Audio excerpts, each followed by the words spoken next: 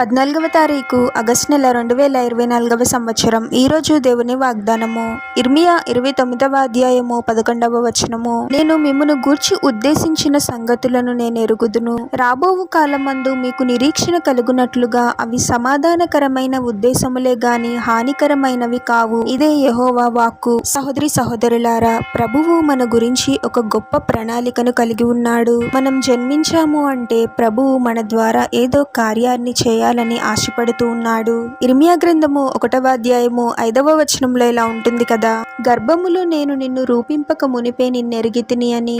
మనము మన తల్లి గర్భంలో పడకముందే మనము ప్రభువునకు తెలుసు. మనపై ప్రభువుకున్న ఉద్దేశాలు మనకు మంచి చేసేవే కానీ హాని చేసేవి కావు. మీ జీవితాలలో మీరు ఎన్నో రకాల శ్రమల గుండా వెళుతూ ఉన్నారేమో. ప్రభు పట్ల ఎంత భయభక్తులు గల జీవితాన్ని జీవిస్తూ ఉన్నప్పటికీ ఏదో సమస్యతో బాధపడుతూ ఉన్నారేమో. ప్రభు మిమ్మల్ని చూడటం లేదు, ప్రభు ప్రణాళికలో మీరు లేరు అని అనుకుంటూ ఉన్నారేమో. ప్రభువు మీ గురించి గొప్ప ప్రణాళికను కలిగి ఉన్నాడు. కష్టాన్ని, బాధని చూస్తూ ఉన్నాడు. శ్రమల కాలంలో కూడా మీరు ప్రభుపై చూపిస్తున్న ప్రేమను, నమ్మకత్వాన్ని ప్రభువు చూస్తూ ఉన్నాడు. మీ గురించి ప్రతి విషయము ప్రభువునకు తెలుసు. మీ పట్ల ప్రభువునకు ఉన్న ఉద్దేశాలు సమాధానకరమైనవే కానీ హానికరమైనవి కావు. రాబోవు కాలంలో ప్రభువు అద్భుతముగా మీ శ్రమల నుండి మిమ్మల్ని విడిపించి మీ దుఃఖాన్ని సంతోషముగా మార్చి మిమ్మల్ని గొప్పగా ఆశీర్వదించబోతూ ఉన్నాడు. ప్రార్థన.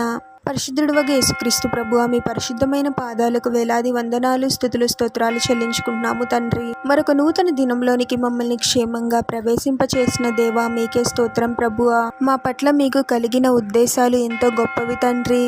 ఈ లోకంలో మాకు కలిగే శ్రమలను, ఇబ్బందులను బట్టి మేము విశ్వాసంలో బలహీనపడేవారముగా కాకుండా మా ప్రతి శ్రమ మీరు చూస్తూ ఉన్నారు. ఎటువంటి శ్రమ నుండైనా నా దేవుడు నన్ను గొప్పగా విడిపిస్తాడు అనే విశ్వాసాన్ని కలిగి ఉండేలాగున మమ్మల్ని దీవించండి తండ్రి. ప్రస్తుత పరిస్థితులను చూసి భయపడే వారముగా కాకుండా మీరే మాకు ఒక గొప్ప నిరీక్షణను కలుగజేయండి ప్రభువా. మిమ్మల్ని విశ్వసించే వారిని సిగ్గుపరిచే దేవుడవు కాదు తండ్రి.